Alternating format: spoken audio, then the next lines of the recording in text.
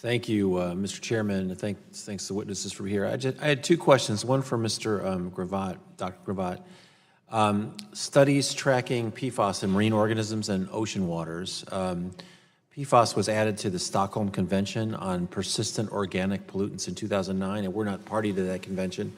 But is EPA doing anything to monitor coastal waters for these compounds, and are you working with other countries to control the spread of these contaminants? Thank you. So EPA is engaged, as I noted, in the broad characterization of drinking water supplies. We also have ongoing monitoring activities in watersheds. As I mentioned, the Cape Fear watershed has been an important area of work. And so I think as we get into estuarine environments, those are areas where we are thinking about the presence of these compounds. I think our primary initial focus has been around issues that immediately affect public health and making sure that we're addressing the needs of communities. Okay.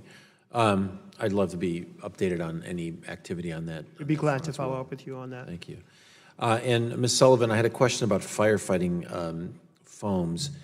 You noted that it was a small part of the problem in terms of overall volume, but it looks to me like the military specs require fluorine compounds. And I wanted to know kind of how you see progress in moving away from that, and does that requirement interfere with your work in dealing with the toxicity of these particular chemicals? Thank you for that question. The currently military specification requires a certain performance as well as a makeup, and part of that is driven by the need to be able to fight fires associated with aircraft quickly and efficiently.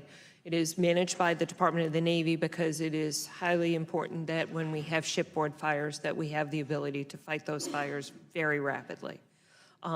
We are working carefully with the current suppliers to determine what levels are in those compounds, the current formulations. In terms of research that we're investing in on a fluorine-free, it is basic research at this time, bench scale research, but we are committed to continuing that research to ultimately, hopefully, produce a product that does, in fact, meet our critical mission needs and is, in fact, fluorine-free. Good. I think that would be helpful throughout the economy and a number of applications as well. So thank you very much for being here, and I yield back.